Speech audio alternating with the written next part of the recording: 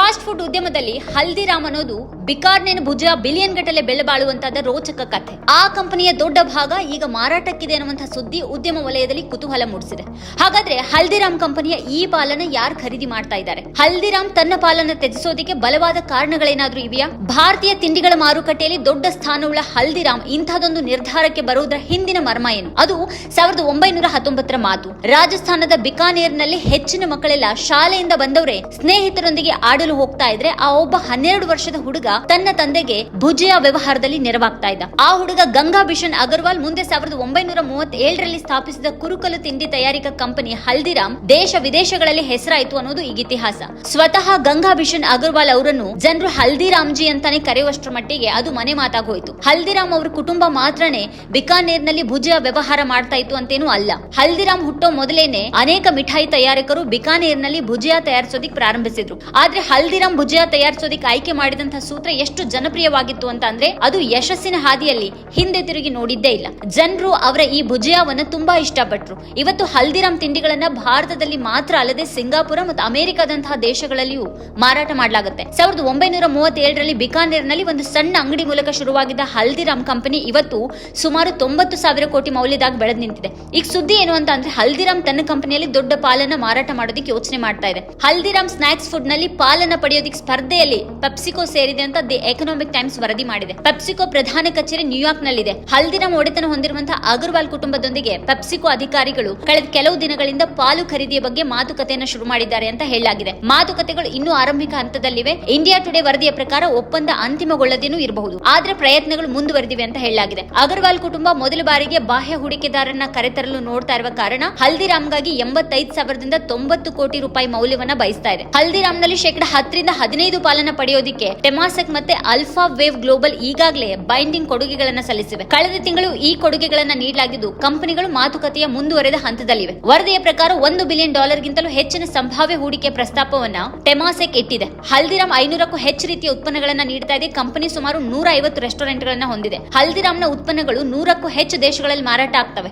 ಭಾರತದ ತಿಂಡಿ ಮಾರುಕಟ್ಟೆಯಲ್ಲಿ ಹಲ್ದಿರಾಮ್ ಪಾಲು ಸುಮಾರು 13% ಇದೆ ಅಂತ ಹೇಳಲಾಗುತ್ತೆ. ಇನ್ನು ಹಲ್ದಿರಾಮ್ 2024ನೇ ಹಣಕಾಸು ವರ್ಷದಲ್ಲಿ 12,800 ಕೋಟಿ ರೂಪಾಯಿ ಆದಾಯ ದಾಖಲಿಸಿದೆ. ಇದು 2023ರ ಏಪ್ರಿಲ್ ನಿಂದ ಡಿಸೆಂಬರ್ ವರೆಗಿನ 9 ತಿಂಗಳ ಅವಧಿಯಲ್ಲಿ 4,763.29 ಕೋಟಿ ಗಳಿಸಿದ ಪೆಪ್ಸಿಕೋದ ಭಾರತದಲ್ಲಿನ ಸ್ನಾಕ್ಸ್ ವ್ಯವಹಾರಕ್ಕಿಂತ 2 ಪಟ್ಟನ್ನ ಮೀರಿದೆ. ಲೇಸ್, ಕುರ್ಕುರೆ ಮತ್ತು ಡೊರಿಟೋಸ್ ನಂತಹ ಬ್ರ್ಯಾಂಡ್ಗಳೊಂದಿಗೆ ಪಾಶ್ಚಿಮಾತ್ಯ ತಿಂಡಿ ಮಾರುಕಟ್ಟೆಯಲ್ಲಿ ಪ್ರಾಬಲ್ಯ ಹೊಂದಿರುವಂತಹ ಪೆಪ್ಸಿಕೋ ಹಲ್ದಿರಾಮ್ ಪಾಲನ್ನ ಪಡೆಯುವ ಮೂಲಕ ಈ ಉದ್ಯಮದಲ್ಲಿ ಹಿಡಿತ ಸಾಧಿಸುವಂತಹ ಇರಾದೆಯನ್ನು ಹೊಂದಿದೆ. ಪೆಪ್ಸಿಕೋ ಪಾಶ್ಚಿಮಾತ್ಯ ತಿಂಡಿಗಳಲ್ಲಿ 24% ಮಾರುಕಟ್ಟೆ ಪಾಲನ್ನ ಹೊಂದಿದೆ. ಆದ್ರೆ ನಮ್ಕೀನ್ ಮತ್ತೆ ಭುಜಿಯಾದಂತಹ ಸಾಂಪ್ರದಾಯಿಕ ಭಾರತೀಯ ತಿಂಡಿಗಳಲ್ಲಿ ಅದರ ವಹಿವಾಟು ಸೀಮಿತವಾಗಿದೆ.